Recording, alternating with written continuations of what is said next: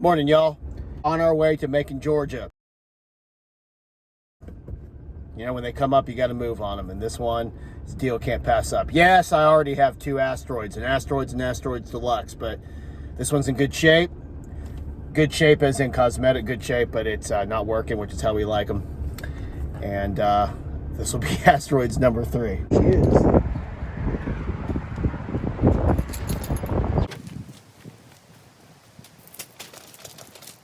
I love doing this by myself. That's how I roll. I take off like Zoom. Game even came with the back door and keys. Can you believe that? We're accustomed to drilling locks or not even having a rear panel, but yeah, it is absolutely complete. It's in good shape. Here, it's good. Good look at the side art's good. A couple of, bruises here and there, scratches, but that's normal. This game's from 1979. Little body work there. I mean, this thing's in good shape. No water damage or anything like that. So yeah, we're happy to have it. It's pretty decent Asteroids. All right, ladies and gentlemen, already making progress. It really was not working. It wasn't an interlock switch that wasn't activated or something like that. It actually had some issues. I'll show you. One, impossible to tell whether the game was playing blind or not because the speaker was disconnected. Already got the marquee off. The speaker reconnected. The game is playing blind. The board is fine. I put it in another Asteroids cabinet to make sure whatever on the board and all that was working, and it is. There's no glitches with the graphics. Sound is good. Marquee light is working.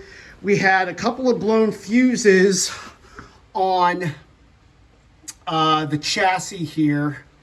Whatever, God, with the vector monitor. Anyway, the heater is not coming on. I can hear the flyback transformer. These fuses here were blown. These are both 5 amp slow blows. Already got those replaced and they are not blowing. But we've got nothing coming on the monitor.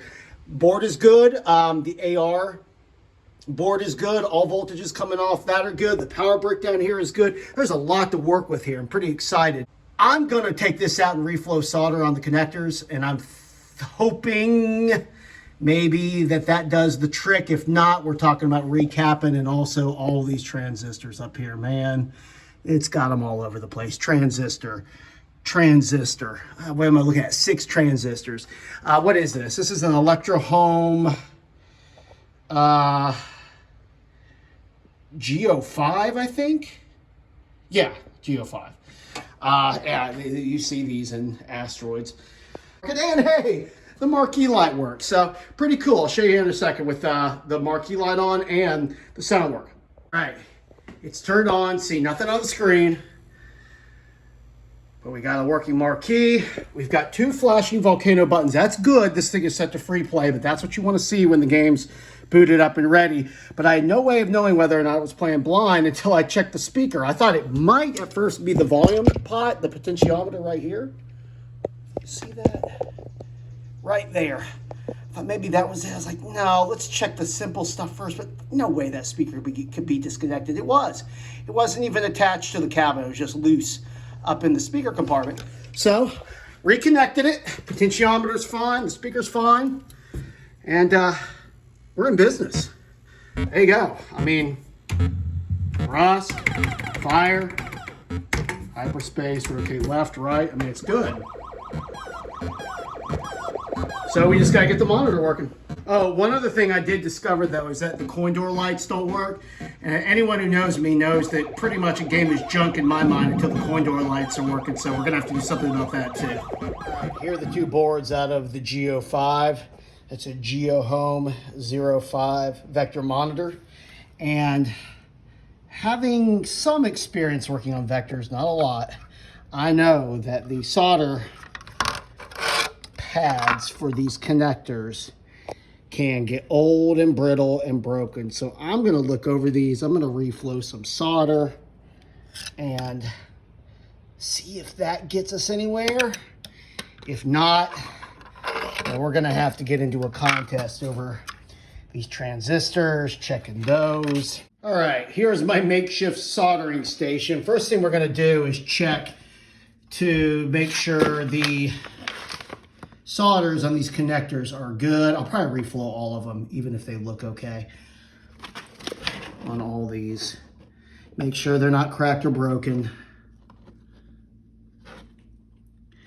And I'm also going to go ahead and replace the caps on this board here because they're sitting here staring right at me and there's no reason not to. As for these big power caps here, I'm going to have to do a little research. But I'm willing to bet they rarely go bad. They're very hefty. And these two fuses right here, they were both blown. I've replaced them both. They are not blowing, but something was causing them to blow. So I'm wondering if we got a bad transistor on here. We'll have to find out. But anyway, gonna start working on these. We'll see what happens. Oh yes, that, ladies and gentlemen, is how you fix an Asteroids vector monitor. I kept reading up on a few things and figured it had to be a voltage problem.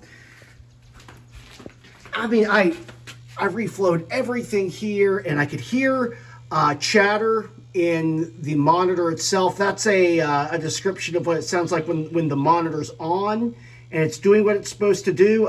It's called deflection chatter. It's coming off of this board. I mean, everything's working except there was just no power getting to the neck. You could see that neck heater is on now. There's just no power getting. It's like, okay, Occam's razor again. Simplest explanation. I went through these fuses and they were all checking good and continuity check. But that very first one right there with the yellow wires, I finally took it out and checked the fuse outside the fuse holder and it was blown.